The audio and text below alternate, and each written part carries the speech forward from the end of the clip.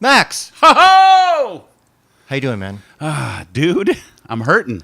Well, since the last episode, we have a million things to get to. I know. We could spend the whole time talking about you. Yeah. But I'm always so interesting. Well, we're not going to, though. There's only so much stuff. We're going to split it a little bit. We don't get to talk about me. I'm so relieved. Yes, we're not going to. But we have to get to some stuff. We'll get to some stuff.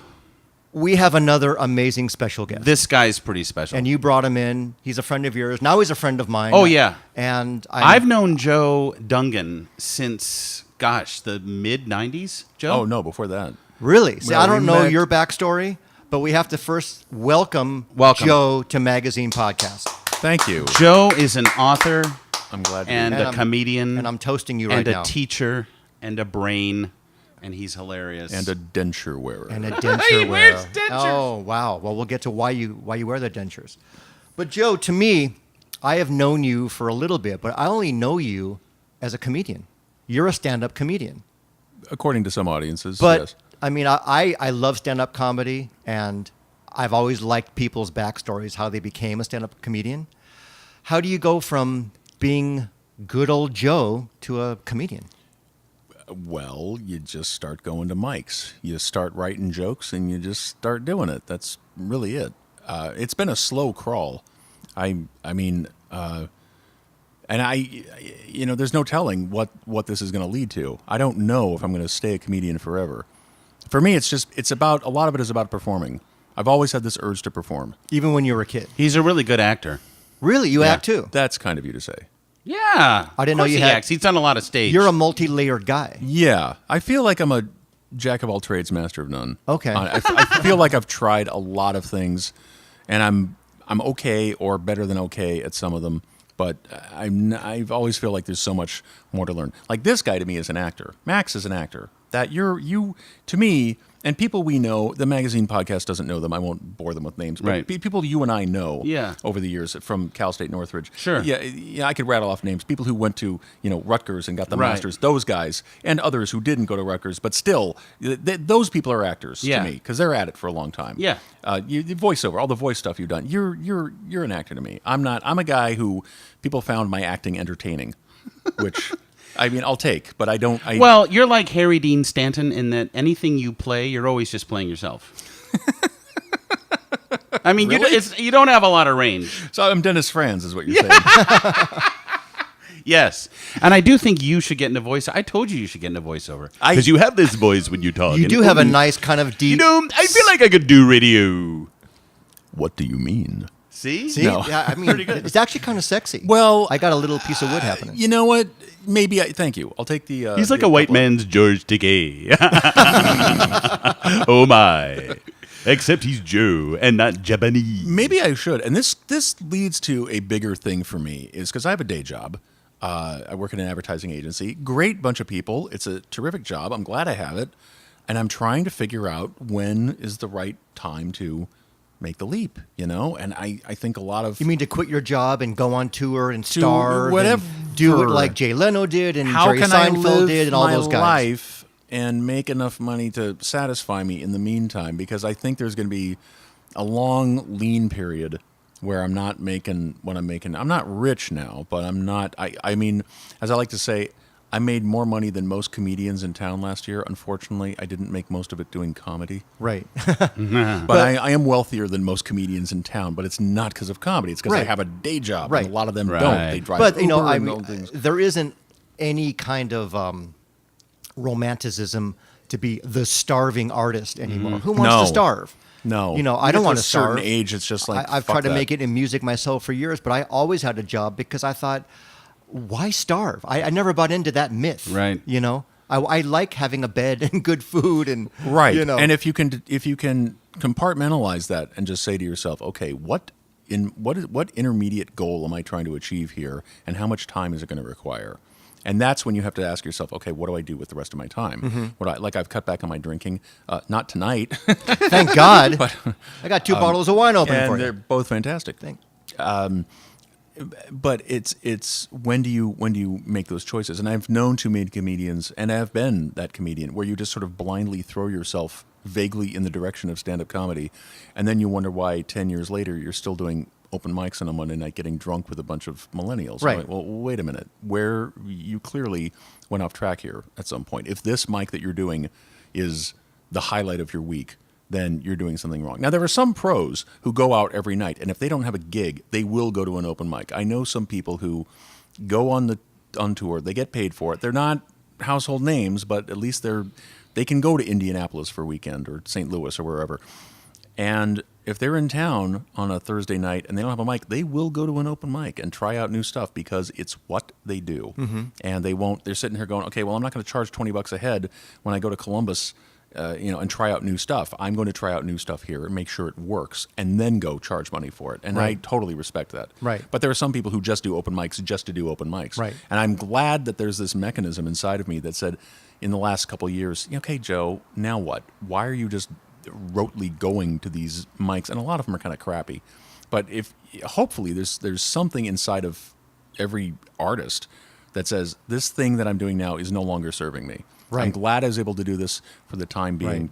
But now I've reached a point where it's time to figure out how do I get to this next level. And you have to think different about what you're doing. Yeah. Well, again, I think I have that mechanism now because for the longest time I tried things and I kept bouncing from thing to thing because I liked the novelty of it.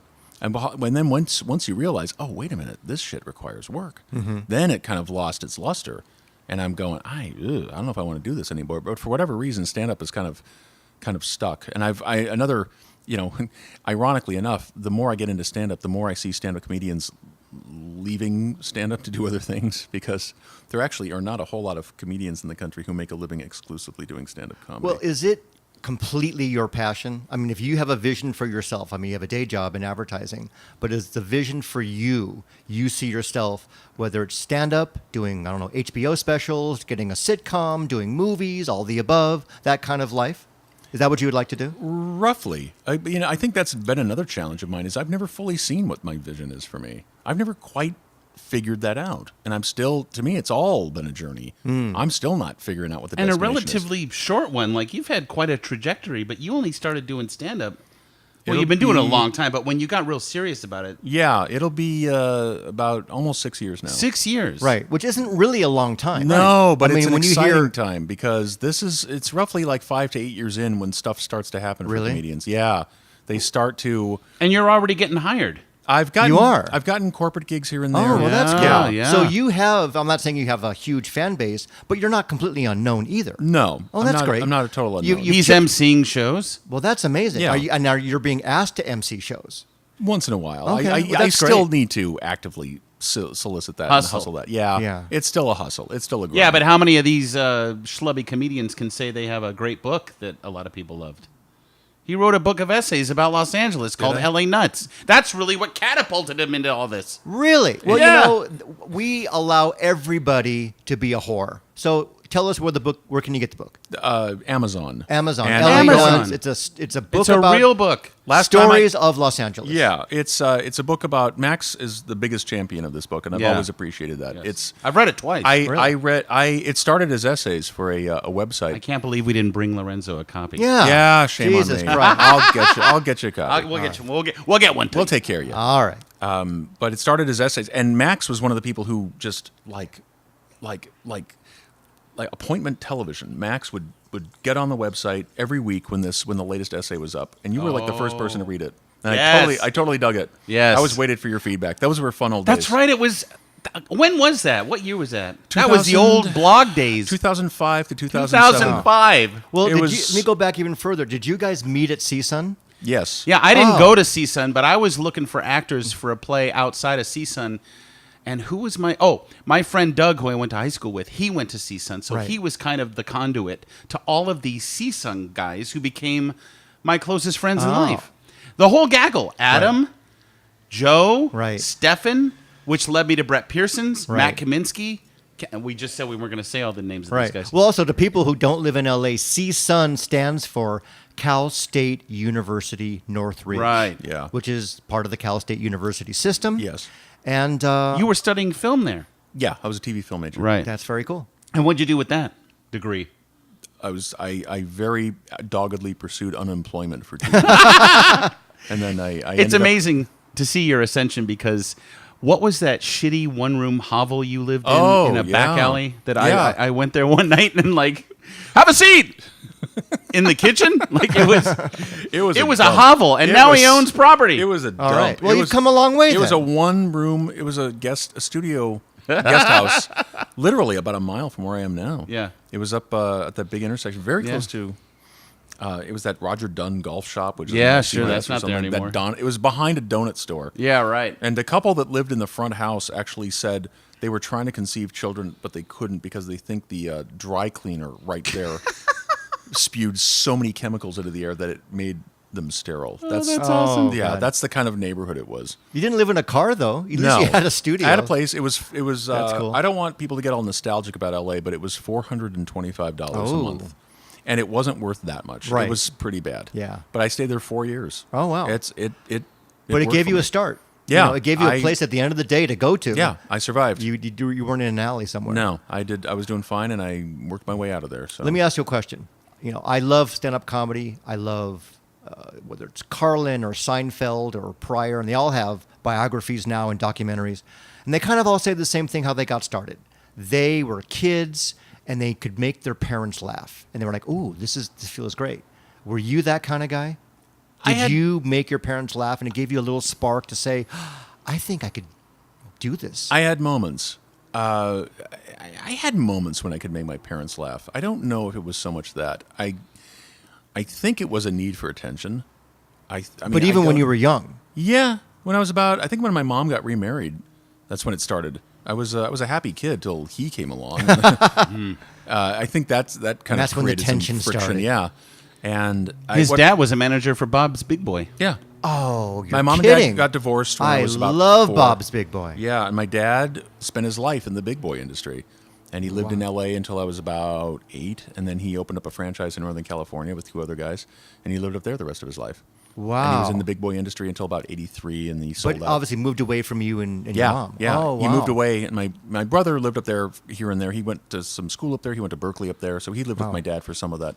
But I lived down here the whole time. You never had one of those big boy statues in your front lawn or something? Not the big ones, no. Okay, but but I had some- the piggy bank. I had the big boy piggy bank, but I don't know what I happened can to it. see Joe as Big Boy. He I kinda kind of looks like could. him. I have the A little hair- more Grab the gel. pompadour a little Yeah. bit. A little more gel. Put him in some red and white checkered Yeah, overalls. yeah. Well, it's funny you say that Little- because little big, every Fourth freckles. every 4th of July in Danville, they had a parade, and there was a big boy that walked the parade. My dad wore the big boy outfit. Whoa. And I think the that's only great. reason he did is because Did he wear the fiberglass head over him? Yeah, it was a gigantic head, and somewhere exists a photograph of me wearing that head, Wow. which Max would appreciate because the joke's about the size of my head. My head. Because Joe has Max's head is about the 3rd biggest head in the world. it is kind of a big head. Mine is 2nd, But and I know a guy. he's got who's- that nice cranium for the resonance of his voice. That's the idea. I intimidate people with my head and my voice. That's right. I will kill you with my head. Wow. When your dad was wearing the costume when you were a kid, was it basically pride or utter embarrassment? Oh, it was cool. Oh, it was okay. cool. So it was like, oh, that's my dad in the It was- costume. it was cool. It wasn't like, oh, dad, My really? brother, At he did it- Thanksgiving, you got to wear big boy? There were a few years, he did it for a few years, and we used to, my brother and I would follow along. I remember one year, we didn't want to for some reason. We were bored or something, so he gave us a few bucks, and he said, you can go to the bowling alley. So the bowling alley was open, and we actually went bowling, and there was nobody in there. There was no one in the bowling alley. My brother and I just bowled while Dad was doing the parade. Right. But I remember him, I think he wore it because he was 5'6", and he was the only one who could fit into the costume. The other owners were tall guys. My dad was about 5'6", so Right. 5'8", something. So they Right. shoved him in that. And I remember meeting him at his car at the end of the route once, and he took the thing off, and he was just drenched in Oh, I sweat. would If you think can that would imagine, 4th of July. Oh, my God. This heavy thing, and the head was almost as big as my head. It was about 3 feet across, and it had this.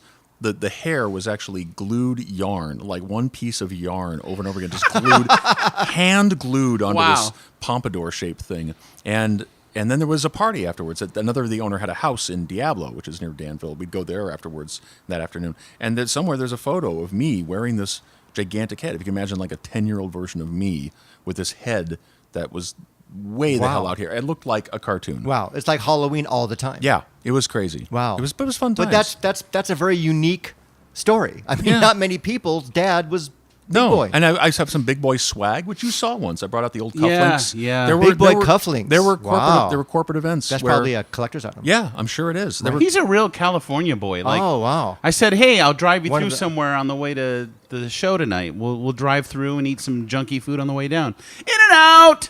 In-N-Out Burger, of Yeah. course, an iconic California place. It's the best. Of course, he chose the one that's like an hour and 50-minute wait in line. Oh. We'll go to the one in Van Nuys. Right. This is how I do Joe. Okay. He's always like this when he talks. E-O! He's sleeping through it. you done right. yet? Oh, is he done? This is the worst experience of his life. No, it's flattery when Max imitates you. Yeah, and Max never imitates you, by the way. No, so- because he doesn't like me. Yeah. Because I don't like you. No. It is so good to have you, John. See, Joan. see, he imitates you like you're a person. I'm from Kabul.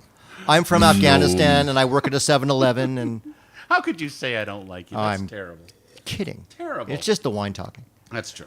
Now, Joe, even though you're saying that, you were pretty, into making your parents laugh when you could, did you start writing jokes, or were you the class clown? Were you kind of like quiet at home but class clown in person? I think there's some truth to that. I Because think it's a common story. I acted out in school. Absolutely. Mm-hmm. I was voted most original, actually, which I took as a I compliment. mean, as a personality. Yeah, Oh, in that's the very yearbook. cool. Yeah, there's a very dorky photo of course. me in the yearbook somewhere of me Most voted original. most original. I remember thinking, God, I thought everybody hated me. Why? How? I didn't think they liked me enough to vote for me. Oh, so really?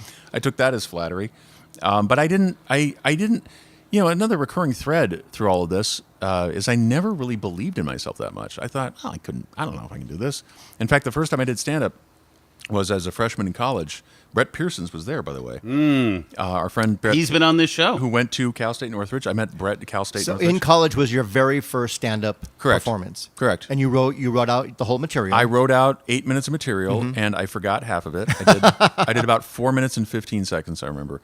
And it was on the short list of scariest things I've ever done in my life. It takes guts, Wow. though. Yeah, but if you've never done it, it's a natural Right. reaction to say, oh my God, this is horrifying. It's like you're looking at yourself doing it and completely judging yourself as you're doing it. No. Okay. No, I completely judged myself on the video. I watched it over and over Okay. after. Oh, God, okay. this is The awful. judgment came later. Yeah. But there it- was judgment, though. It's just, you're so scared you're not thinking straight. I see. That's the problem with it, which is why you have to do it. I know a guy who tried stand up for the first time, and he said, "I'm very nervous." And I said, "Oh, don't worry. It gets much easier after the first 400 or 500 times." Right. Which is a joke, but not a joke. Right, You, I understand. You have to do it a million times. Then Right. all of a sudden, you break through, and it becomes easier. Right. So that's when I started. But I didn't, as I like to say back then, I didn't have anybody to encourage me, and I didn't have anybody to stop me. So I just kept doing bad stand up, and every semester they had an open mic night. What was it about? My first gig, Your material. oh God, it was so bad. I remember my first joke that I told. It was, I came on stage and I said, how they have these public service announcements saying, don't do cocaine, don't smoke marijuana. Have you ever noticed they don't have any about doing acid? So that's why I take acid. Exactly. It got a laugh. It actually got a laugh. Sure it did. I think I delivered it better then than I did here. Right. But that was the kind of stuff. I didn't know What's what to talk another about. one from that set? Oh, I made fun of. What did I make fun of? I think I made fun of the Love Boat. Oh, I love that show. How they always had, blah blah blah blah blah on the Love Boat. That's because that was the commercial trailer for that. Love No matter what happened, won't hurt anyone. that's not true. Climb aboard. We're expecting you. The Love Boat. I love that. I own those on DVD. Yeah, I know. Yeah, you watch them all the time. I do. I think so. Just hacky stuff like that. I think I made fun of, the kind of thing where you have them say something really disgusting in a famous person's voice. Tonight, Gopher and Isaac butt fuck each other on the Love Boat or something stupid. It was something stupid like that. But that's it was, funny. It was silly. Yeah. Well, thank you. But I kept doing it. The summer of '88, I went once a week to the LA Cabaret in Encino. Do you remember Oh that my place? God, I remember Yeah. that place. I Yeah. do too. I performed there. Yeah, I found out there was an open mic, and I went there every Sunday, and I tried to do something. I didn't know you were supposed to write every day. I didn't know you were supposed to drive all over town and do 2 mics a night and all that stuff. So I went there once a week and did my crappy little jokes. The MC was Tommy Davidson. Oh, I wow. remember him. From In Living Color. Yeah. This was before In He Living was Color. a wild little dude. He was a nice guy. That's good. And then 2 years later, when he hit In Living Color, I was an extra on that show, and he recognized me right away, and he was very cool and said hi, and I remember that. But I was so bad. Hey, Joe Dugan. And yep, I know you. That's exactly what he sounds like. I look back on those days and I think of all the people I met, and I remember so many of them, and none of them made it. And one of tough. them. It's like 1 in a million. Among the open micers, there were a few regulars there who have work now. Don Barris used to come in. He was a regular there, and he would come in on Sundays and do his set. He's now the warm-up guy for Jimmy Kimmel, so he's doing all right. Oh, that's a good gig. Doug Benson used to be there, and this was before he was all about the weed, and he was very different back then. I don't know who is he. He's a big weed comedian. Oh, he does a podcast or did a called Doug Loves Movies. Mm-hmm. He's known among the comedy world. Okay. And respected, but he was very different back then. He was very buttoned down and deliberate and had these kind of Stephen Wright sort of jokes. He was funny, but just different. And I look back at that going, oh, okay, so it's okay to change who you are. Because I've changed just in 6 years. I've changed I'm assuming. things up. Yeah. So that's been a trip, just looking back and seeing how these people changed. And part of it is just stick-to-itivity, you know? You just stay with it, you'll get better at it. Right, of course. And that's, but I quit back in 89 or so because I just didn't, I look back, I think I did maybe 40 mics in my entire period back then, which is nothing.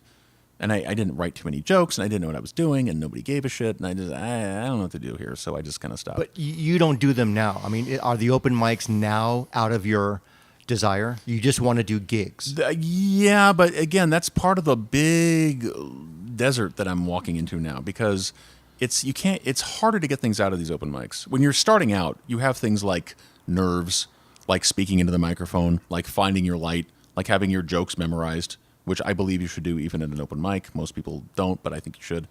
And that stuff, you need to master that stuff.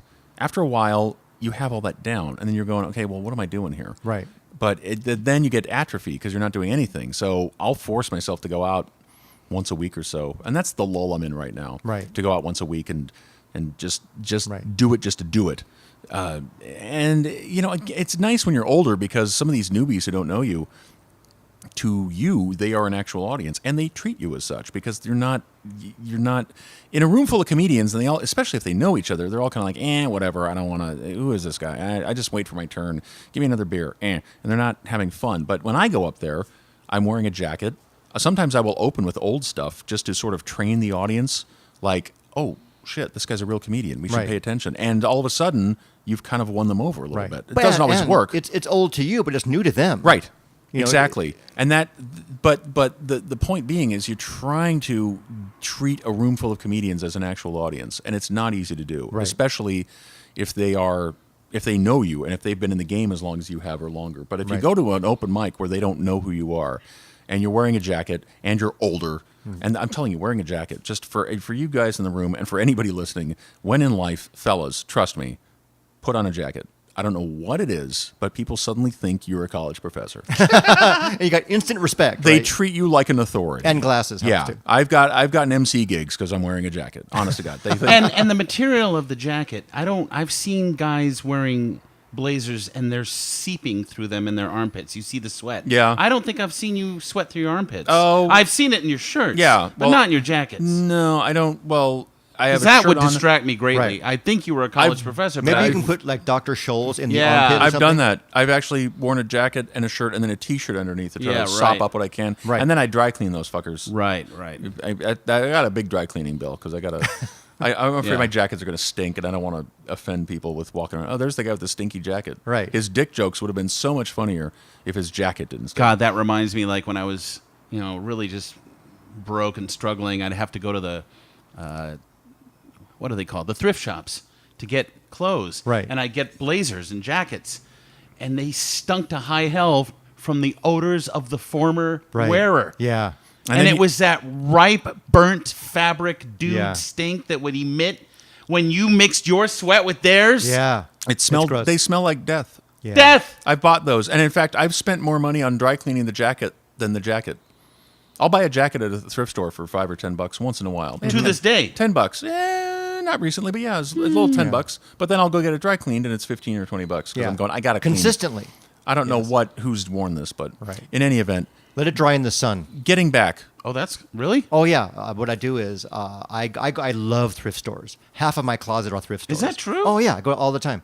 The compliments I get the most on anything I wear, it's always from a thrift store. Wow. But it's got that smell. I let it hang in the sun for a week. The sun will get rid of it. Then I wash it. It's fine. But Now- what if it's a dark garment? Doesn't the sun bleach it and lighten it? No. Really? No. I mean, I don't let it sit out for a month, but a week, it goes away. And the trick is I hang it right side in and inside out. Okay. Right in the sun all day long. It's fine. All right. Yeah. I'll remember that. You heard it here first. Yeah. But what were we talking about? I have material. no idea. We're talking about basically you're done with mics, open mics. Yeah, it's They're for losers. No, and they're you're not. done. And there are you've a lot of grown up. there are a And lot if of you're doing an open mic, fuck you. Fuck you. That's a great attitude. But No, you have to start there. You have do. to. You do, but at the Because same time- there's nowhere else to go. And what Really, it is there isn't. actually, I'm just kidding. The open mic dynamic is anyone can do it. It's Yeah. open to anybody. Right. So it makes you not have to be George Carlin to go on a stage and talk. the pressure is totally off. Right. There are no scouts at open mics, but at the same time, you have to ask yourself, why am I here? What do I hope to gain from this? And I like to do open mics at places where I can, because I'm learning it's more than just about writing good jokes and memorizing them and reciting them. After a while, anybody can do that. You realize that. What I'm trying to figure out is this weird dance where you're actually connecting with an audience, and it's a conversation, but you're the only one doing the talking. Right. And it's a tricky beast. And I've seen people who do it, and it's so. What's amazing about it to me is that it doesn't look very different from what I'm already doing, but it's actually very different from what I'm doing. And I can't explain it any better than that. But there are people who will do that. Like, watch the clips of Patrice O'Neill, for example. Everybody was just enwrapped with what this guy, not just the heaviness of the social shit that he was saying and the quality of the jokes, but he was having a conversation with people, and they were just in it. They were responding with laughs, of course. But But he was that's an engaging, example of a guy. really Yeah, engaging I them. think so. When I think of a comedian who's just like not just telling jokes at people, but engaging them. That's the guy I think of, and I'm going, wow, how do you do that? But isn't that almost going back to what you were voted on in high school? It's about you being a unique personality. Right. And tapping into that. Not being an alternate personality. I would assume the more you do it and the more comfortable you get, you're actually more comfortable just being yourself. Yes, and I've So- done a lot of that where I'll especially at open mics where the pressure is totally off. I'll go up and just start improvising and fratching and just going off on topics. Isn't that the best? When it works. Yeah. When it But doesn't work. isn't that the goal? I mean, let me ask you this question. Who is and I can only assume the people you're going to mention are very unique personalities. Who is your, I don't know, 4 or 5, who's the Mount Rushmore of comedy for you? First one that comes to mind has got to be George Carlin. Okay. I mean, the way he can just pick apart what the shit that's going on in society now. And that's a pretty unique personality. Yeah. I don't think he was acting. I think that's who the man was. That really is who he was. Right. And it worked. He worked best when he actually had a point. Sometimes he was just mad. And there were some things he was Right. mad about. I'm like, and he made fun of, what else? This is another group of people. I just want to jam ear picks into their assholes, or these people. What are these goddamn rock stars with one-word names? I heard that one. I'm going, wait a minute.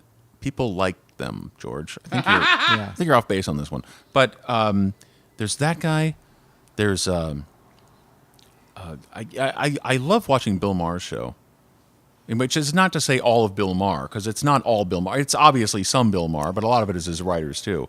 But just the way they can pick apart the horseshit going on in society nowadays so elegantly. John Oliver is another show that I think does it better than. I think these shows are the modern day Carlins and Lenny Bruce's and Richard Pryor's in their own way. The way they can just look at the news headlines of the week and just eviscerate them in a way that makes perfect sense. Comedy / social commentary, satirism. Yeah, all of and that. we need it now. I got paid, and I just put this on Facebook today, which I think you saw. I just came back from the Seattle International Comedy Competition, which is probably the nicest line on my resume. So Congratulations. far. It's not easy to get into. Were you invited? Yeah. Well, I had to apply, but yeah. I got in. But you were picked, and so Yeah. a lot of people were not picked. Yeah. Good. And That's great. it's a big one. That's it's not very it's not cool. one of these. A lot of these competitions and festivals are just money grabs. This one is not. This one has developed a reputation for good talent. Like people could get springboarded from this thing. It happens. Industry shows up. People have gotten signed and deals Wow. at this. Yeah. With the fact that you were there, you have no idea who saw you. Right. Congrats. And cheers to you. Thank you. And That's awesome. As time goes on, none of them contacted me, so I'm guessing they didn't like what they saw. But Well, you just got back. I just got back. But the guy who runs it is a great guy named Peter Gray, who paid me a compliment a few nights ago. He said, I mean, at first it was a little weird. He said, "You are the kind of guy you should have replaced Jack Parr." And I'm going, okay, so you think I'm 90? Like what is this? What are you saying here, sir? And I think he said he just appreciated my approach towards societal humor or something, or he said he really wanted to see me interview people. Yeah. Oh, Which- right. Now I get, I'm starting to get that thrown at me. So Right. maybe I should start a podcast. Maybe you because should. No one's done that. Right. Comedians haven't done any of those. Max and I think, have started the genre. Yeah, I think I'd have to come up with a new angle for the podcast if I just started one out of thin air. Yeah, but I- we were in the car for 90 minutes. You didn't ask me one question. Yeah, I'm not that interested in you, Max. Seen it all, heard it all, blah, blah, blah. I actually call your wife once in a while. I say, how's Max doing? And she tells me. She's much more interesting. She really is. But Whoa. I don't know. What the fuck was that? I don't know. I forgot how we got on this. I asked you. your We're Mount talking about the Rushmore. Seattle. Yeah. Oh, you got in the Seattle thing. I asked you who your Mount Rushmore people was, but What the do you thing have, is, though, Alzheimer's? And then we got on. Yeah. yeah. But I want to ask you though. You applied, but you were picked. It's almost like going to South by Southwest if you're a band or something. Yeah. I always put everything in a band context because that's my life. But I get it. When you were doing your shows, like 100 people in the audience, 200 people. Was yeah. it a good turnout? Oh yeah. Every show was. 2 were in big actual playhouse type theaters, and those had 200 people. Wow. Because Yeah. that's bigger probably than most shows you do locally, right? What do you mean? As far as the number of people. Oh yeah. Oh, I rarely do shows with that many people in them. Rarely. So that's great. That And- was just so that's being a in good- front of that many people was and great. to engage 200 people is a lesson in itself. Yeah, especially when you can't see them. Oh, because the lights are in your eyes. Some of the lightings, yeah, you've Right. got to bluff your way through as if Right. you're making eye contact. So another little trick I've learned is before you go on stage, stand in the house and try to see where everybody's sitting. I Wow. saw Joe at a bowling alley once to Really? stand up. Yeah, and there was bowlers in the background. And Wow. You Did they just gotta- He made it work. You got to Wow. deal with it. Yeah, I got to come. you got to. I've had that feeling. Sorry, but there was that. There was. Are you getting laid as a comedian? Not really, but you don't want to. I think he's tapped out on the ladies thing. Yeah, Really? Some of the women you I think meet he's in I think he's comedy. done. What if it's a really hot girl comedian? He doesn't give a shit. Do you know one? He like Yeah. I don't know. I'm just in a weird place there. I don't All know right. what it is. I like my life the way it is. That's good. That's a good thing. Yeah. I mean, I like women, but I'm just crankier than ever. I need a woman who's as cranky as I am. Yeah. Is what I'm Well, saying. they're out there. Trust Who me. has her own life. Yeah. And just doesn't want to change me and doesn't. Right. It's like great. And you're you don't busy. wanna And maybe change wants her. to see you once a month, have Yeah. fun, and then put you. It's like, goodbye. I'll call you. Exactly. I want remember when Woody Allen was married to Mia Farrow and they had apartments across Central Park from each other and they'd Right. wave to each other in the morning? Sure. That's what I want. That was before he was fucking That was before her kid. That's she right. found out that So he you was want fucking someone her with kid. about 8 kids? Yeah, I want and- somebody. And one of them is really cute. Exactly. I want somebody who lives in a condo in my complex across the way, so we can wave at each other in the morning. Right. And then I'll see you in a week or Right. something. And you can know? tell yourself you're with this girl without really having to be with her. Isn't it? You get the best of perfect? both. Yeah. Actually, it sounds pretty good. Yeah. Plus, no, I don't meet. There aren't too many.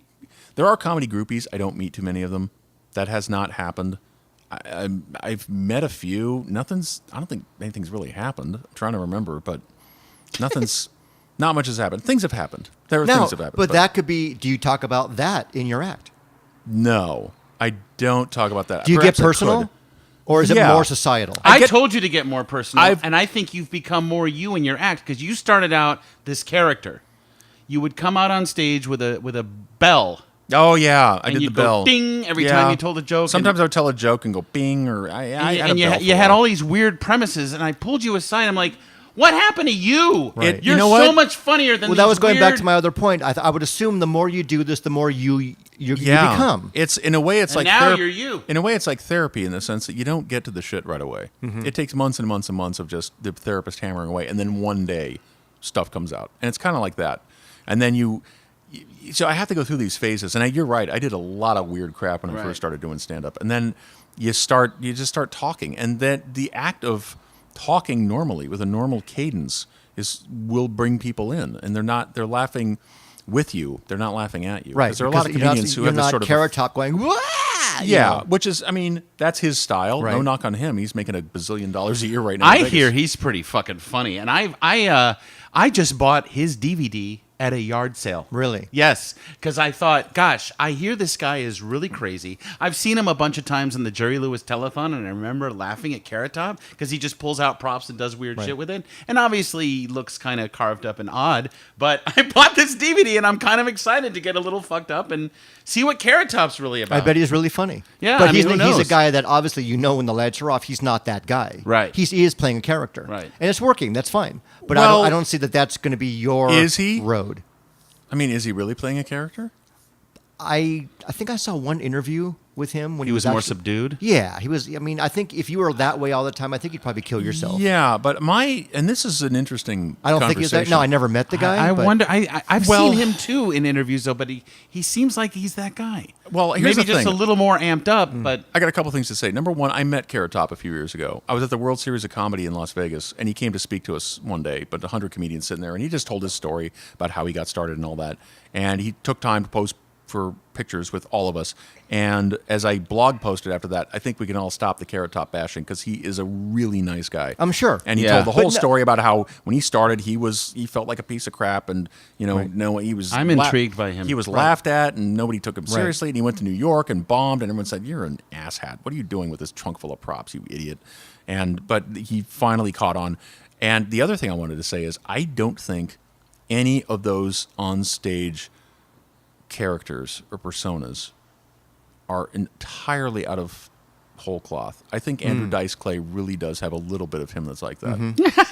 I think Carrot Top has a little bit of him. Did you that's see like it when he talked to you?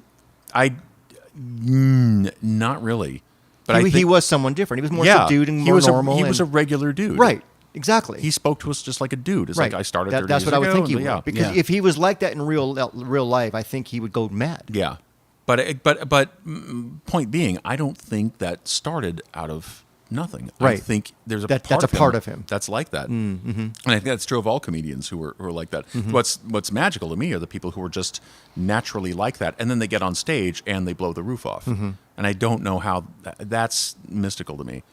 How they can just walk around and be that way, and then they can just sort of, oh, this is the part where I do material, and it sounds like a conversation. Mm-hmm. Right. And they turn it on and turn it off. Yeah. And I guess it's either a gift or hours and hours of honing it down. Yeah, You know? Yeah. I've gone to Largo a few times to see Patton Oswalt's monthly show, where he'll have like him a lot. Sarah Silverman and Bill Right. Burr and people like that, and he'll come on stage to open before the MC comes out.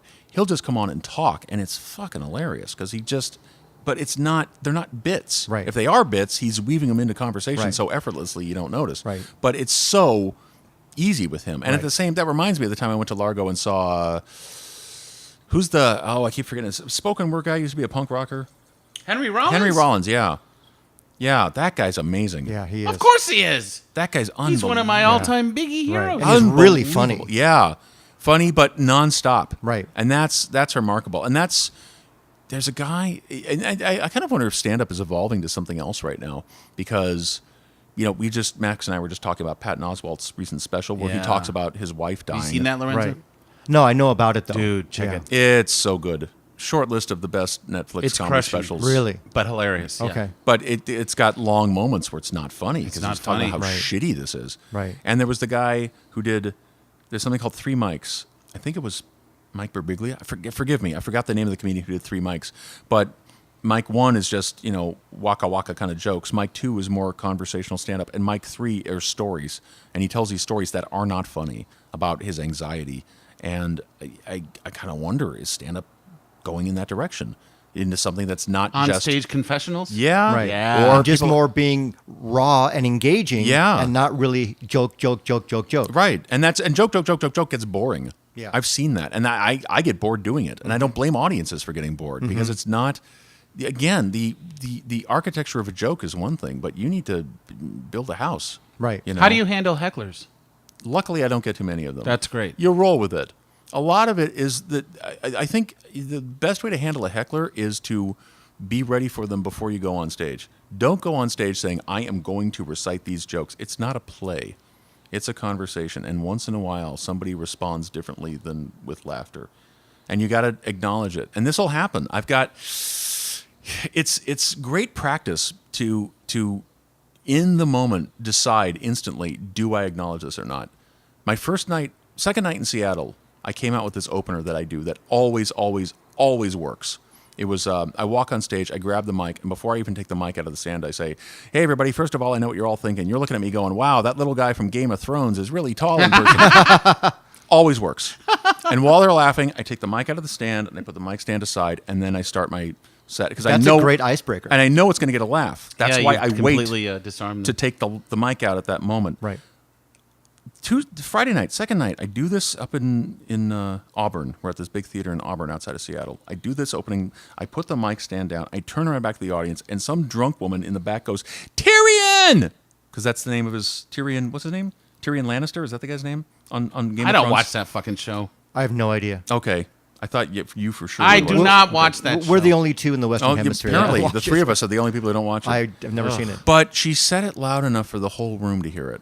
And I had about a third of a second to say to myself, do I respond to this person? Wow. Or do I keep going? And I kept going. Good. Which is kind of like code for shut the fuck up. This is about me.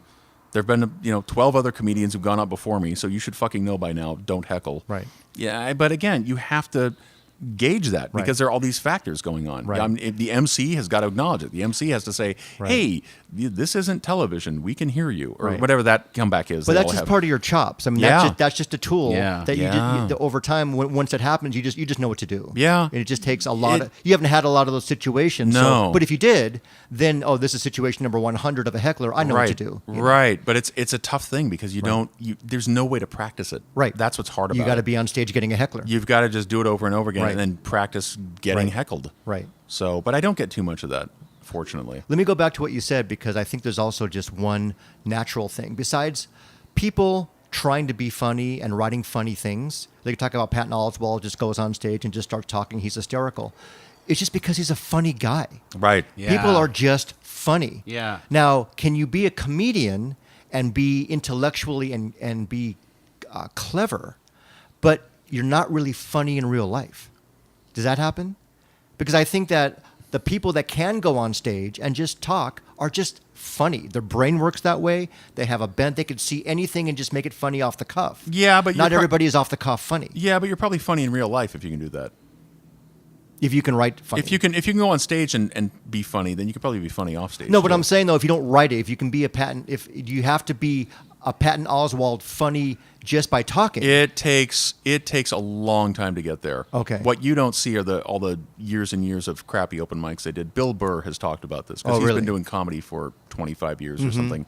And for years and years and years, it was set up punchline, set up punchline, set up punchline. And there's a reason nobody knows who Bill Burr was 20 years ago.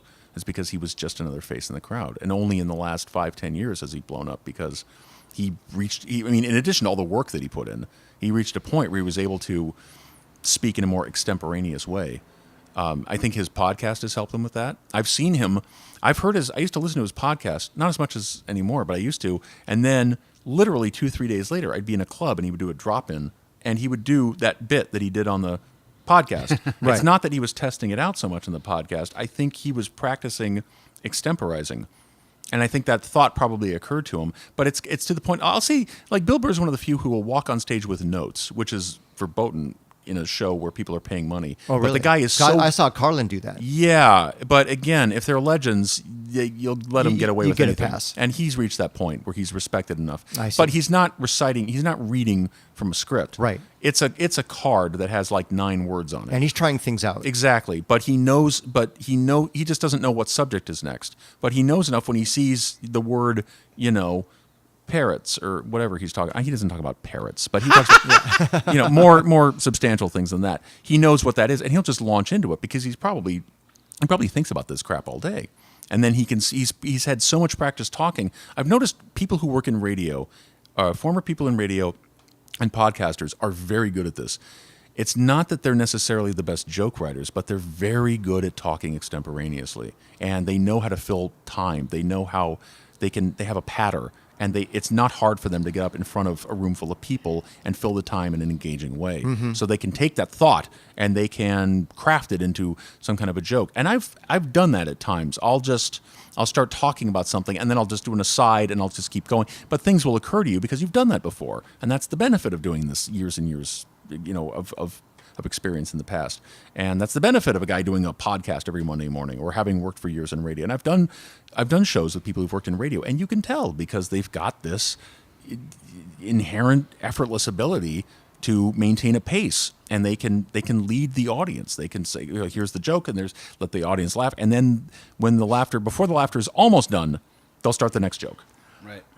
I'm curious, having said all that, and Bill Burr and his process, today, as a comedian, where are you as far as your approach, comfort level, being, Joe, and are you, like I asked before, are you personal?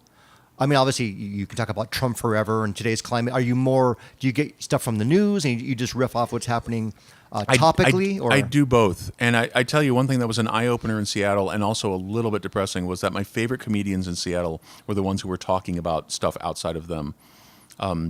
There were 16 of us in Seattle. Among the other 15, I think my favorite was a guy named Andrew Frank, who had some stuff about the Bible that I thought was so funny. And it wasn't about him. It was about the Bible, and it was just a very simple observations. I'm going, oh my God, this is brilliant. Like he was talking about, I'll quote from the Bible. God said, thou shalt not spill thy seed on the ground. He was like, why do we need this rule? Who's jerking off on the ground? Which is a simple. I mean, the funniest shit comes from dumb crap that your wife or your mom says or something, because then you can just extrapolate the illogic of it. And the Bible is the perfect place for this because it's filled with illogical shit. And so you have this thing about thou shalt not spill my seed on the ground. Why do we need this rule? Did God come down and say, okay, everybody, what the fuck is this? What? It's everywhere. What have you people been doing? And every time Andrew did it, I just lost it because it was such a funny idea. Oh, fuck. Call Noah, build an ark. We're going to have a flood. We got to wash all this shit away now. I mean, it was such a funny idea. And I'm going, oh, my God, that's been right in front of my face all this time. And I bring it up because I like that kind of humor, and yet people will still get in my face and say, talk about your life. I'm going, my life is boring. I've never been married. I've never been divorced. I have no kids. I've never spent a night in a hospital. I've never been arrested. Nothing fucking interesting has happened to me. Why do you want to know about my life? I'd rather talk about the bullshit in the Bible. I'd rather talk about how Congress has an approval rating. He didn't understand why, and he's been on a bunch of my shows from the past, but he didn't understand why we wanted him here tonight. You're entertaining. He didn't. I mean, I appreciate you that. can't look at you. I'm totally entertained. I appreciate that. I got a million questions. Keep going. Well, you want to make this a two-parter, man? Yeah, Let's you hang might out. have to be because I didn't out. want it to be like a 2-hour podcast. I have to scratch my balls. All right, Max has to scratch his nuts. Oh God! All right. Get a crane. Can I talk for a minute? Now, you comedy is sort of a science for you. I think everything is very analytical and broken down on that giant fucking head. Yes, I do treat stand-up comedy like a puzzle. You do. Everything is very scientific. So now you're at a point where your comedy store teacher, you started taking stand-up class with... I started taking stand-up classes 6 years ago with a guy named Jerry Corley. Jerry Corley. He's got a... I've been to Jerry Corley showcases. Mm-hmm. I went to yours at the Comedy Store. I went to my friend Stephanie's at the Comedy Store. I go to these things. They're pretty insufferable, and sometimes they're amazing, and you were amazing at yours. I appreciate that. And then all of a sudden, Judd Apatow pops up, and he closes the show. Unannounced. Wow, how cool. Because he has, like, the main room show at 10. This show's at 9. He pops up. He does 10 minutes. I'm telling you, like, when I saw my friend Stephanie, Judd came up there, and it was just like, wow. I'd never seen Judd Apatow. I respect him totally as a filmmaker. Was he funny? Freaks and Geeks and the 40-year-old virgin. The 40-year-old. Well, I'm not so much Oh, a I fan of love that movie. I think that movie's fantastic. But yes, he was hilarious, and all of his material was Trump, and you know how many times have we covered the Trump stuff? It just keeps providing. I saw a comedian saying that who was it that I saw? It was Patton. Remember when Patton was talking about there's too much Trump material? You'll see. I don't want to give it away for Lorenzo, but boy, was it a great point. But now you're teaching stand-up. Yeah. For Jerry. Yeah. Jerry had hired, there were a few of us that Jerry would hire once in a while to substitute here and there because he'd have a gig or something, and we'd go substitute for one night. And he'd been talking about having me take over a class, so I took over his Saturday class about 2 months ago, maybe a little more. The new session just started. And yeah, I'm the first regular substitute teacher who's taken an entire class over for him. So Wow, now congrats. So yeah, but I like it because it, you know, there's an old saying, the best way to learn something is to teach it to somebody else. And it's helping me because it forces you to be incredibly analytical about other people's stand-up. Right. And you can say things like, hold the mic closer. I mean, anybody can tell you that. But, you know, you need to say things like, yeah, I think that needs some editing. I think you need to. Are you a gentle coach or Oh, are yeah. you a hard ass? Yeah. Oh yeah, no, you got to keep it light because a lot of these people Yeah. are petrified. So Sure. you definitely have to. But keep how it light. honoring that of everyone that he could have asked, he asked you. Yeah. He probably thought that you had a good grasp on what needed to be taught. Yeah, no, he Which trusted means me. you've done your homework. Yeah, and he's been a great inspiration too because of his positivity. I mean, the way he treated me when I first met him, because I'm like, can I do this? I don't know. And I went up and I remember he had a Groupon or an Amazon Local or one of those things for a weekend workshop that he teaches to get people to start taking the class. And I took the workshop, and part of it is a lot of it just here's how you get structure. Here's this kind of joke structure. Here's that kind of joke structure. Here's an exercise in class. Pop, pop, pop, pop, pop. We covered a bunch of stuff, and then everybody goes up and does 3 minutes. If you've got stuff, great, because some people have done stand up before, some people haven't. He said, whatever you got. And I went up there and I cobbled together these 3 minutes that I had. And he actually said at the end, he said, you know what? I bet if we tightened that, you could probably go audition at Potluck at the Comedy Store, Wow. and you might get passed. Wow. Yeah, that's the level of where I was at when I started, which is another recurring theme in my life. I wait too fucking long to start things. Going, wait a minute, I guess I should have started this a long time ago. It's Right. like, yeah, dumbass, you should have. Well, you're a late bloomer. That's all. Back to Lorenzo's point, though, about like true funny. I mean, I am a person that's never believed you can teach comedy, but I do believe you can teach, like with stand-up, you can teach how to get up on stage, talk into a microphone, and hit jokes. Yes. Oh, the technical aspects There of is it? a technical aspect to stand-up. Absolutely, including the structure of a joke. There's Right. absolutely a scientific aspect for the Yeah. structure of a joke. I don't know if that's true of every joke. A lot of jokes are the marriage of the phrasing and the delivery, and there are some people who just are inimitable. I mean, Stephen Wright wouldn't be nearly as funny if he talked like us. Right. He's funny because he sounds like he's on Downers. Right. I mean, that's part of what makes that so hysterical. Right, exactly. So that's part of it. But at the same time, a lot of jokes, I mean, especially a perfect example is any late night monologue. You listen to any Yeah. Colbert Right. or Kimmel or Fallon, Fallon, any of these right. people, all of those jokes are three-way buildups or Yeah. incongruities or misdirects, all of them. That's What's every a sing- misdirect? A misdirect is where you think a joke is going one way and it goes another way. It's Right. basically you're assuming facts, not in evidence. Right. Right. It's like, I mean, I'll rip this one off. Jerry does this all the time because when he teaches, he has a showcase with his students.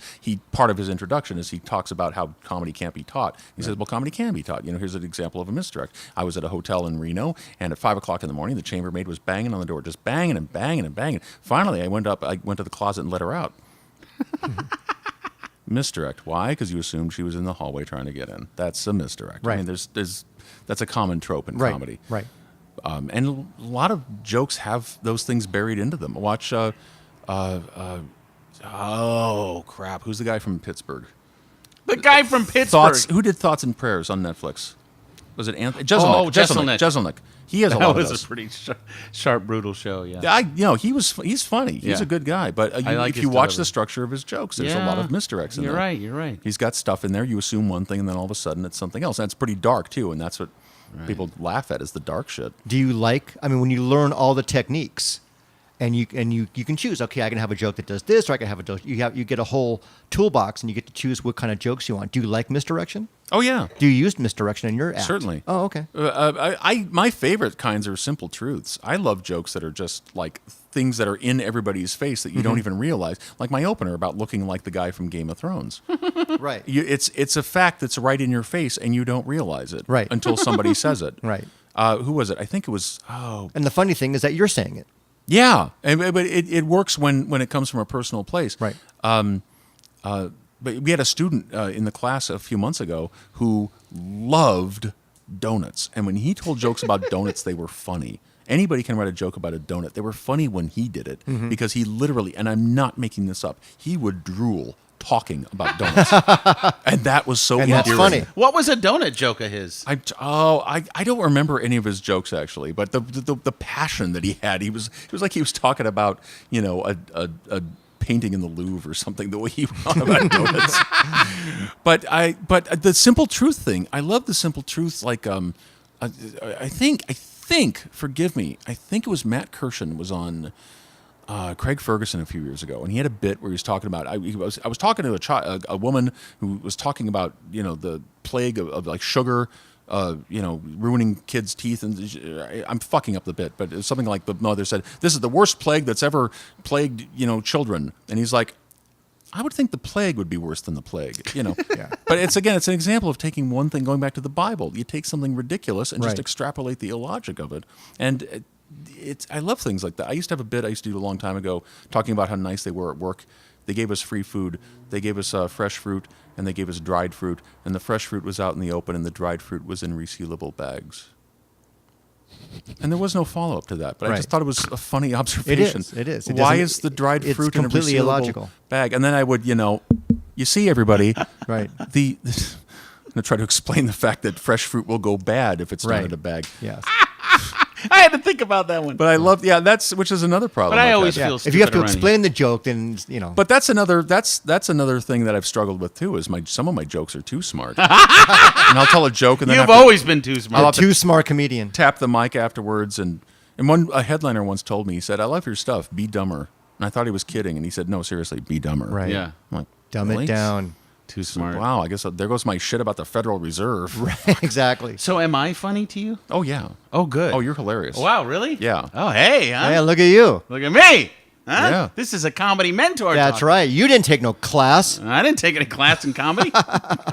No, but you're very good at you will extrapolate a moment. You'll add on to a moment, and people are good at indulging you. Right. I love it when Brett Pearson's just is the straight man to you. Just ask you, what does that mean? Because he's an improv guy. He's all about yes and. Right. What does that Yeah. mean? What? Oh, Mr. Yeah. Cook, what's going on, sir? I'm seeing him tomorrow, and we have developed this. It's like all we do is bicker when we're just the two of us, and it's awesome. The best, when we did baseball back in 1999, Yeah. we acted in a play. Brett, I saw it. You were in it? Yeah. Oh, so I Yeah. didn't really know you then. Yeah, we I didn't was know each there. other. This was a long time ago. I remember He baseball. was on the team. Yeah. Oh, okay. And All of his scenes were with Adam's shoulder. Oh, okay. the best part of that was hanging out before or after the show, usually after when the pressure was off and Yeah. we were getting drunk. Yeah. And just you and Brett goofing off. Yeah. Well, Brett's hysterical. Yeah. Yeah. But that was the best. And Brett would just tee him up for you and you would go off. That was funny shit. And he's just naturally funny. Yeah. He's just a funny human Yeah. being. Yeah. And yeah, it's Brett, just- Brett Pearson. Shout out to Brett Pearson. Oh, He's a absolutely. wonderful One of the man. most talented he's- guys he's, ever. He's utterly. He was a brilliant. great guest on this show. Yeah. He's great. Hello, Brett. Also, I just want to say, if anyone's listening and interested in seeing Joe, it's Dungan. Mm-hmm. Dungan. Mm-hmm. Okay, so if they look in the LA Weekly, Is and it they weird see- having the name Dung in your name? see Joe Dungan, go see his show. It's not weird anymore. Yeah. My last name used to be Manure Man. Did so you get made? Did you get made changed- fun of with that? better than growing shit, up? man.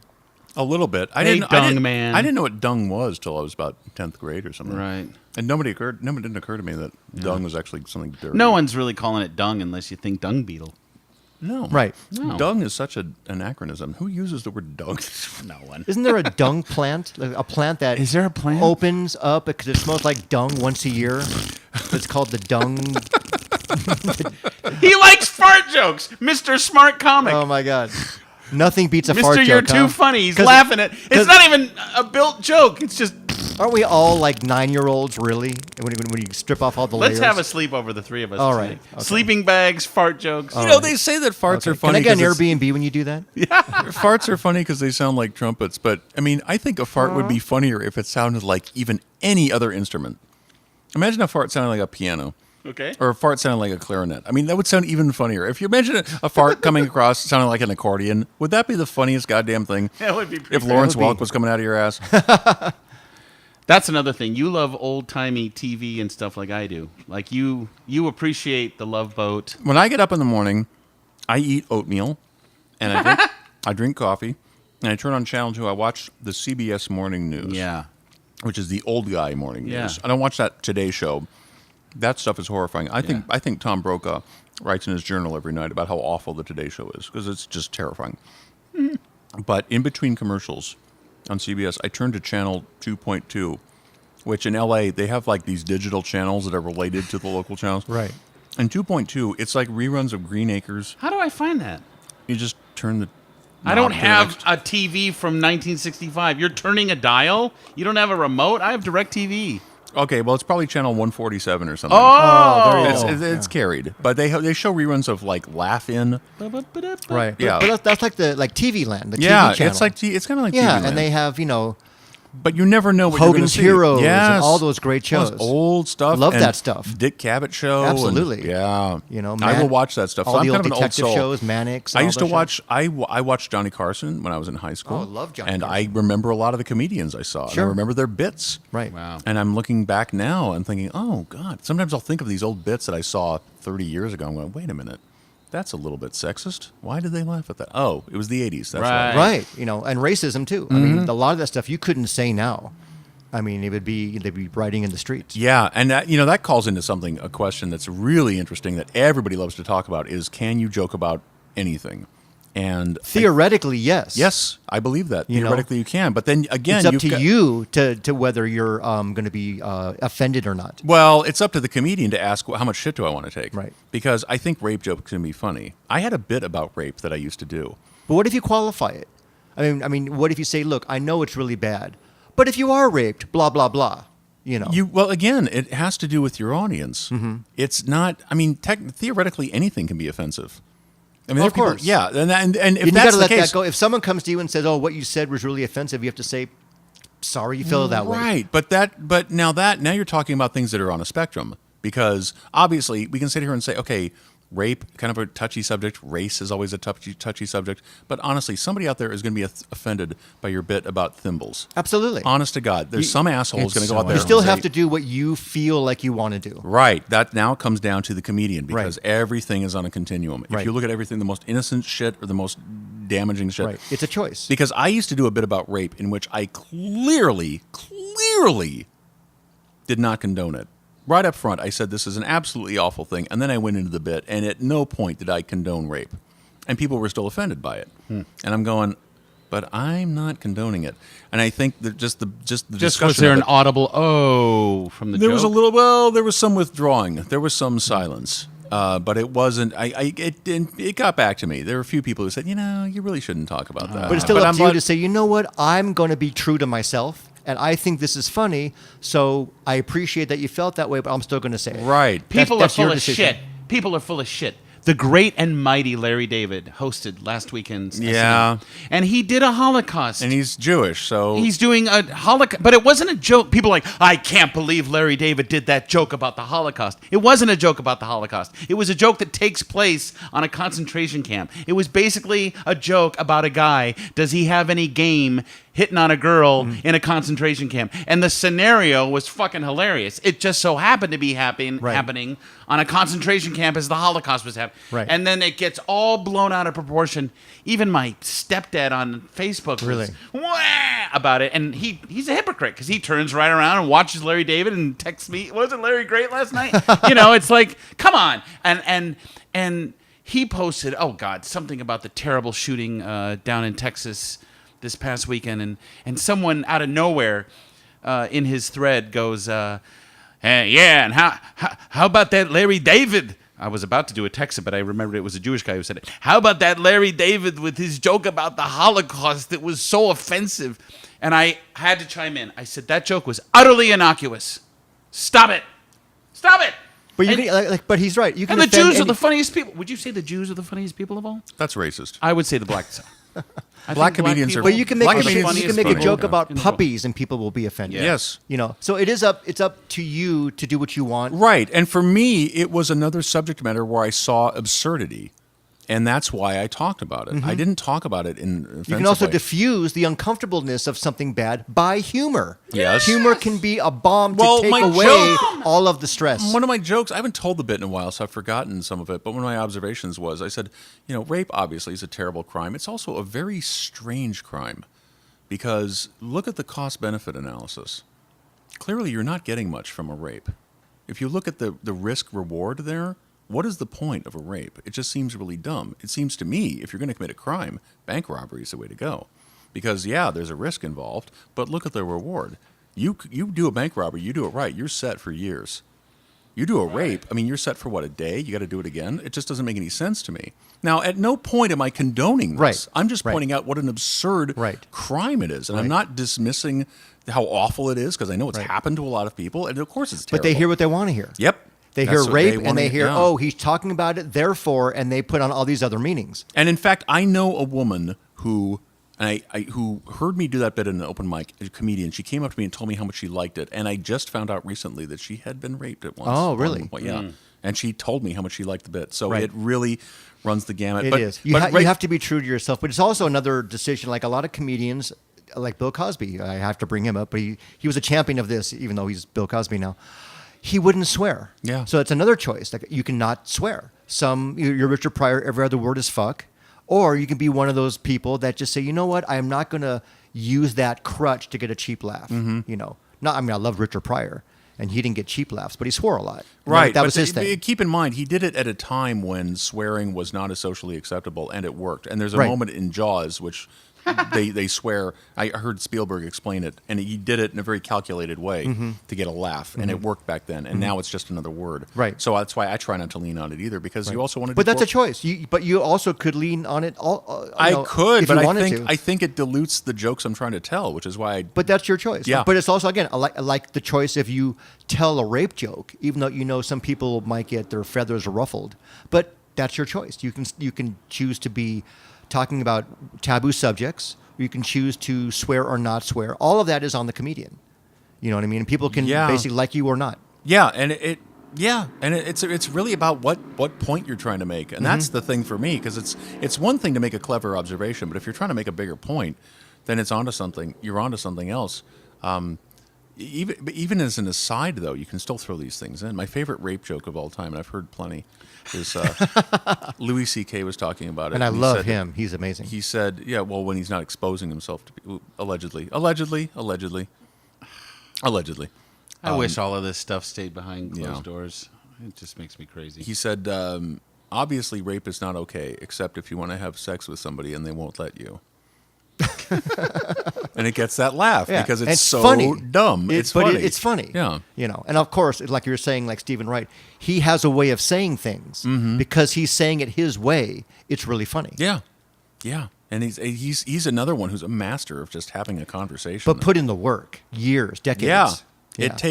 It takes Bill Burr said this once, it takes 20 years to figure out how to walk 15 feet. Well, Because from the moment a good line. the moment you get up from your seat to walk on stage, something happens and you're Right. not yourself anymore. Right. And it takes a long time to figure out how to That's just be interesting. yourself again. Oh, that's really interesting. And you just have to practice it. And Right. honestly, 5 days in Seattle, I feel like a different person. That's great. just walking That's in so front of awesome. It's different great crowds. that you Yeah. went. Because I'm sure some people would go, "Oh shit, I've been accepted," and they just don't go. Yeah, and I know there were a few dropouts. I don't know who they were or Right. why. Well, but I you know a few didn't people drop dropped. out, so good for No. you. Yeah, That's great. I'm glad I did it. You're a better man for it. Yes, I am. That's cool. Kudos to you. So you wake up in the morning, you have your oatmeal, you watch your CBS morning show, you watch the Little Green Acres. When is it around the time that you start to feel like, uh-oh, I've got to go To the bathroom? make a potty? Yeah. Oh, right after I have oatmeal. So right away. So we're changing the subject then? Is that what this means? So it's coffee, oatmeal. Yeah. We're done with your Uh-oh. career. What are your bowels So you go, like every day? Now I know. Now why. he lives in a condo with Now his you brother. know this is what Max thinks about. Well, I was thinking I that. already know that. So you live with your brother. And by the way, thank Max, my God- shit doesn't stink. I'm sure. Oh, wow. But thank God you don't have to share a potty with your bro, Chris. No, we do. Oh, you do? So Well- do you inhale each other's Dungan odors? I mean, my God. I do not want to smell my brother in the morning. When our schedules align. I don't want to watch Zsa Zsa and get wood and sit there with a shit boner smelling my brother's ass. I don't want that, personally. Okay, It was well, actually- But you can't- have two bathrooms. It was don't Ava, you? actually. Oh, it was Ava. It you're was right. Ava. you Wasn't can't Joshua. rent the other room in my Ba-da-ba-ba. joint now. Oh. No, I don't smell his. I don't. What did you say? His shit boner? No, you have the shit boner. I do not have After looking shit at Ava. boners. Haven't you ever had to take a shit? But No, you, no, no. you were Wait. hard? Time out. For all the women listening to this podcast, I do not get shit boners. Okay? I am a man. But don't you and Chris have two bathrooms? yes, we have two bathrooms. Okay, so you're not. Why are you telling me you share one if you have two separate ones? Well, because I go to the one that's closest. I don't want to go upstairs to the. Why not? Oh, because you share that one too. So yeah. What Oh difference my does it make? God, they have two bathrooms and they share them both. See, if I lived with my brother like you live with your brother, Yes. no. I don't care if I have to go upstairs. I will be more inconvenienced. I would not share a bathroom with my brother. Oh, that's good to know. Now, okay, so if you have to shave in the morning and he has to shave, where are his shaving things? On the other side of the sink. So all of your toiletries are in the same goddamn bathroom? No, his are airlifted in from China. What the fuck? Of course they're in the same So bathroom. you stand side by side at the sink. No! Good morning, shaving together? No! We go in separately. We don't like- share the goddamn bathroom at the same. We're not married. Jesus. So wait a minute. He takes a hot, steamy shower, gets out, wipes everything, spritzes down, hopefully leaves, and leaves a steam mirror. You go in, time for you to take your shower, or you don't take a shower and you shave. So how does that all work? Why can't you just use separate bathrooms? Well, first of all, we only have one shower. Second of all, he leaves for work a lot earlier in the morning than I do. Oh, that's Third, good. sometimes he takes a shower at night. oh, Goes to bed, wakes up in the morning, just gets dressed and gets out. I don't like that. So, well, I think you have to shower in the morning. well, I'll make sure he knows that, Max. But we do fine. We know- are rarely in each other's way. Let me just say this. Yeah. If I decide, like tomorrow, I have a 9 a.m. appointment, most likely I'm not going to shower before then. Most likely I might go home tonight and take a nice hot shower real quick before I get into bed. Okay, so when I wake up in the morning, though, I still know that there's that underarm crotch sort of feel. So what I'll do is I will take a booty wipe and I'll wipe under my armpits and I'll wipe my bag and then deodorize and re-spritz. As long as those areas are okay, then I can go out into the world. If it's a really hot day, Yeah. and after the spritz, you're actually spritzing 5 minutes later, isn't the whole thing for naught then? Wait, one more time. If it's a hot day, Hot day. I mean, you wake up and Yes. you're taking your shower. Yes. The night before, you're not taking a shower Yeah. in the morning. You got your little wipes. You wiped off. Yeah. You're now clean. Yes. You're diseased Yes. and you're sweat free. Yes. And you walk out and it's 90 degrees. Well, not right now. Now it's cool. But no, yeah, of course, the usual heat of the day is going to take you down. But that's what happens when I come back at 3. I take a shower. What do you do? What do you do when you travel to warm climates? Like you've been to Atlanta. Oh, I hate them. So you I've been just- to Atlanta. Yeah, you've been to Atlanta. I remember that. So you just have 2 or 3 showers. Just a bunch of showers. Bunch and of showers. Wow. But they're Burner- quick. They're quick. Do you have like burner T-shirts that you keep changing and stuff? That's interesting. I'll do burner panties. Not panties, but underpants. I may do that. Maybe socks. and a case of wipes with you. Those must be fun to explain at airport security. That's right. Sir, what are these for? There's a big Listen, pot of wipes in your crotch, sir. if you get the wet ones, they come in the convenient little packages. You can put a pack in your bag, a pack in your backpack, a pack in your frip, and a pack in your frip. And next thing you know, you've got plenty of wipes to last you for days. That's all I'm saying. So is comedy Was that more perspiration than inspiration? No, not anymore. All right. No, it is inspiration. I do enjoy sometimes I'll go on Comedy Wire and just write punchlines to But headlines. do you get aha Really? moments? You're driving, and all of a sudden, a light bulb goes on. Absolutely. So Absolutely. you that get happens. your moments of inspiration, whether you're in the shower. I keep one of these little memo Oh, pads you have a with me. little old I school love memo that. pad. Yeah, with the little spiral bound little tiny wire awesome. pencil. Yep. Yeah, I have Wow. I got a pen right here in the pocket. Wow, okay, so you do have those. Yeah. Oh, And yeah. you could be anywhere. Yeah. You could be writing something right now. Yeah. If I this gotta- wasn't so fucking boring. That's right. Things will occur to me. Right. Especially when I'm watching other comedians, which is a bit dicey because then if they see you writing shit down while they're on stage, Do you get jokes as you're listening to a joke? yeah, Really? But Yeah. of Oh, course, wow. it's not their joke. I understand, never but hear. But they're triggering something. Oh, absolutely. Oh, And interesting. I'm going, oh, that's interesting. Wait a minute. I could do that spin on that topic. And of course, it's different from what they're doing. Right, you're not ripping But them the fact off. that they're, of course not. But the fact that they're talking about that subject, I'm Right. like, wait a minute. I Right. never thought of that. Right. Like And then subjects are I'll- not, Of course not. You can't copyright a subject. Yeah. Although people have tried, I'm sure. Have they really? I imagine. I mean, There's some you people can't get mad talk about what? I've heard of petty arguments among comedians going, I do the shit about rowboats going over a waterfall. You can't talk about rowboats going over a waterfall. Like, dude, write something else. Right. Jesus Christ. See, I've that's got- a pretty I've- powerful image you just conjured. And is that real? Rowboats over a waterfall? No, I Or just did pulled that that- just pop up? I just made that out of That just nothing. came right Yeah. out of. But there are See, comedians that's an amazing image. who Yeah. will get mad that it's like, you're telling jokes about potatoes. It's my thing. Right. No, potatoes have been here since before either of us. Right. And I the best thing I ever heard about joke stealing was from Jay Leno. He said, Leno. you obviously need the joke worse than I do. You have it. I'll write something else. Right. And you think about it. I mean, It's a joke. yeah, big deal. Yeah. I'd rather be the It's not guy Beethoven's Ninth who has a joke Symphony that stolen. you're writing. Right. Just steal my fucking joke. I'll go do something else. In the years I've been doing this, I don't think anyone's ever stolen a joke from me. And there've been maybe 3 times where I've heard someone tell a joke similar to mine, and I thought, oh, okay, it's not the most original material, evidently, because someone else just told something similar. So I think I'll move on and just never tell that again. You live with your brother. Do you guys go grocery shopping together? No, we do not. Does he do all of the shopping? A lot of it, yeah. So you don't go side by side with carts. Something tells me I'm into something good. And decide the menu. Does he plan the menu? Does he do all the cooking? Pretty much, yeah. And he's a good cook. Better than I am. Yeah. I've come to your place and I've seen him in an apron. And what's your opinion on this?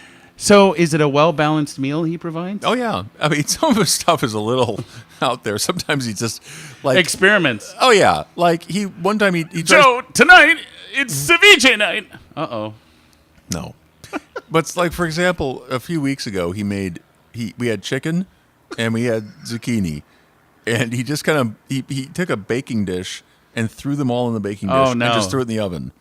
He didn't feel like getting specific about things. He was tired. He's like, well, it should be heated. Was so there a sauce? nope. It was just nope, zucchini just a bunch and of chicken. baked He was mush. tired. He was tired. But you don't make him feel like, what is this? You No. don't- Right. You appreciate the effort. I appreciate the effort. Now, sometimes I'll say, do I put sauce on this? Or Yeah. what do we do here? He's like, How many meals does he prepare a day? No, no more than one. Does he make your lunch? No, he does not make me. He's not my wife. He's not. This isn't the 1950s. What- Okay, but Joe, how old are you now? 48? 48. You're 48 and your brother is... Older. Okay, and you're all living together. You guys been living all two together of us. forever. Yeah, but I think it's working. kind of a beautiful thing. It's working. That's It great. does work. He's and you guys are responsible. really good friends. Yeah, That's the he's- main thing. Yeah, we get. I love along- his brother so much. And Right, you know what's he's- A lot great? of brothers can't stand each other. No, we Yeah. get along really well. That's They're fantastic. great. They're great. We He's have great. we have different worlds that we live in. There's some things about my world I'm just like, no, you can't be a part of this. But that's fine. And he's got his own And- world, and which is you should. that's part of how it works. Is because Yeah. we're not. Do in you each sit on other's- the couch Right. reading books from separate ends of the couch with like little lights on your books, just quiet time? Yes, we are Mike and Carol Brady. We sit there. Reading I want to books know at night. how you share a life with. a I'll man. come home. Here's what happens. I'll come home from work sometime after 6. You know. I know 7-ish. he's not saying hi, honey. And then I'll come in. He'll hear the sliding door come in. I park in the back of this Yeah. carport. I walk in, a sliding door. He hears it. He'll come downstairs and he'll say, "Okay," and he'll start making dinner. And it's That's so sweet. yeah. He'll have something like that he's gonna make, and it's like already on the stove. He'll just turn on the burner. It's ready to go. It's prepped. It's all prepped.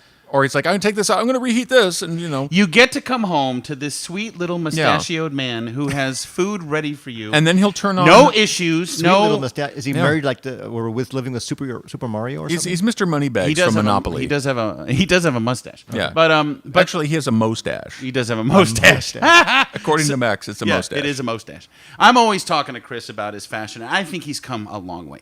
But the point is, you guys are living together in this little world, and it's a beautiful thing. And then, are you kidding me? This fucking guy's mom has a house in Los Osos. Oh. On the Central Coast. Oh. Outside of San Luis This Obispo. fucking nice. guy. Yeah. Listen, Wow. we love mom, but when she's out of here, We're at the house. these fuckers are going up there and they're gonna live the dream. And then the wife and I are gonna be up there. Wow. We've hooked up a few times. Have you? Oh yeah, are you kidding? My wife's mom, That's a Sherry. beautiful area. Oh, Sherry Lynn LeMay. Oh, I know where she's this a shows. nutbag. Loves Joe. Still asks about this motherfucker. Oh, I'm the devil. I'm the worst thing that's ever happened to her daughter. But every time Nicole talks to her mom, how's that Joe Dungan doing? I certainly like him. Remember that one time he came with his brother Chris? We went up to the Central Coast with her parents. I like how once. Nicole's It mom was a sounds like nightmare Mr. trip. Hanky. That Joe Dungan, he sure is. I'd Thurtith get my Joe Duncan Thurtith get my drawers going. Ew. I get little swipes and pull down, look down, and what happens is Joe gets me going so much that when I pull down my panties, the cotton part that sticks up all in between your lips sticks there. Meanwhile, the elasticity around the waist or around my knees, but the padded part is still stuck in my labia. And then there's whoosh. Wow. That was quite the weekend. Joe gets you going that much? And then I get Wait, mad wait, at wait, Joe. wait, wait. No, I got No, mad at you. wait. Time out. If I get her going that much, how come we haven't hooked up? I don't know, but well, she's in Florida. Help a brother out But here. then Joe left, and I was like, what the? Like, Nicole and I had a little mini fight. Well, it wasn't a fight. It was just me yelling at my wife. What the fuck? All of a sudden, Joe Dungan shows up And you're the in the Antichrist. at our rented house in the Central Coast. Doesn't do anything, and she's mesmerized. Didn't she sit on my lap? She did. She loves you. She gave you a lap dance. My wife's mom loves Joe. I make think it- I think she was drunk. In fairness, I think Right. she was. Maybe drunk. she was just drunk She with doesn't drink with a glass probably full of Joe. One sip of wine. I love how Max. We're talking about Chris and I in the house on the Central Coast, and it turns into how much your mother-in-law hates you. That's right. It all goes back to him. You would know better about these comedic transitions than I do. I don't know. That was elegantly done, actually. yeah. No, that was well done. And yes, my mother had a house on the coast. And That's it's amazing. lovely. Yeah, and we talk about. And Max and I driving down here, we're talking about what a filthy whore Los Angeles is. Yeah, becoming. we're really not happy. We're here. just And getting- I know. I mean, you're living in Santa I Monica. live in what I have to say. If you have to live in LA, this is probably the best part of LA to It's live nice. in. But it's just the amount of people. There's an attitude here that's really kind of caustic, and obviously you have to make a lot of money just to get by Yeah, here. you do, you and, do. there's a lot to be said for just land and clean air and less people. Yeah. And living the next half of your life just simpler. Yeah. And less noise. And I think so. I think When can we all go to your house? whenever you want. All Let's right, do a cool. podcast up there. Mom's cool. That would be fun. She's never done a podcast. I'm That sure would be she's really got a fun. lot of nice stories to tell. I'm sure she does. I really would love to talk to her. Yeah, I don't think I've ever met your mommy. you've met Mom When did I meet her? at baseball. There was I one met her night- at baseball. There was one night at what's that Italian restaurant we used to go to? Yes, Michelli's. Yeah. Oh, We were all hanging out there We one had night. so many great nights Yeah, at that place. and then you did your Max thing and made the rounds and talked to my mom, and my mom's friend was there, and you Yes, flirted I with did. them and I made did them flirt. feel because that's who you Well, are. well, like his mother-in-law talks about you, did she say, "Oh, that Max? Yeah, that god- Where's he?" Yeah, she won't shut up about Right. Max. Ooh. Did she sit on your lap? no, I don't. I just don't have the Joe magic when it comes to women. What magic? I really don't have magic when it comes to women. I really know. don't. You are an engaging listen, personality. I have never spoken to you as much. Can we speak honestly? as I did as we're doing tonight? I think you're really amazing. Are we Thank allowed you. to I speak appreciate honestly? that. We can speak honestly because I've been bullshitting all this time. But No, if you'd no. like to go to the honesty mode, Okay, now hour 2 is going to be the real Joe dude. I made a fatal error. I set up Joe. Essentially, I'm the one that orchestrated a certain woman that you wound up living with. That didn't really work out. So you kind of have me to blame for that. no, No? No, I'm responsible for all my own shit. See, he knows. He's an adult. But I've also set up Joe with a few other friends. Well, he wanted to be set up. He had a coffee date with a You friend of didn't mine. force anybody on the man. Yeah. Did he actually blackmail you into going? No. But Okay, but so- you do see that I see a very smart, attractive, little Aspergery guy that that is awesome. Am I a little Asperger? Aspergery? You might be a little spectrum. Have you ever maybe. been tested, No. Joe? Come on, you're like that. Is it kid the from size that of the play. head issue? It's the size of the head. What's that kid from that play? The play that was just in LA. Oh, the taper about the the autism- 15-year-old? Yes, the Yeah, autism okay. kid. I kind of thought a little bit about you on that one. Thank you. Hey. But again, it's that thing where you're a little too smart. Like, what if you? It's so funny that you chose comedy for a life, and I know you proofread, and it's so funny. Every time I will write a little rant on Facebook, I will be laughing in my head, thinking, "Gosh, I wonder if Joe's reading this and looking at all of my terrible grammatical errors." And sometimes, haven't I come at you? Where can you put a comma? Where can you put a? You may colon? have, yeah. Yeah, it's just the way my brain works, man. I know it's just You do, like with but the fact anything- that you chose comedy with a brain like that is amazing. Thanks. Do we want to do a part 2? I think we should do a part I think two. so, too. You I know, would it's love okay. to. And we have another bottle of wine too. Yeah, I mean we're going along. We're probably going to have this be a two-parter because it's Yeah. engaging. There's a lot to get to. It's too much fun. You know, should we? We get should this guy with us. Should we end this for part 1? Yeah. Okay, let's just make this part 1. Joe, this is the end of part 1. You Okay. have there's so much on the Dungan spectrum that we need to Dungan! I'm sorry, that we need to get to. You got it. So people listening, there's going to be a part 2. So listen to this all the way through. Take a break. Have a glass of break, wine. have a glass of wine, And breathe. breathe and leave some space in your life for part 2.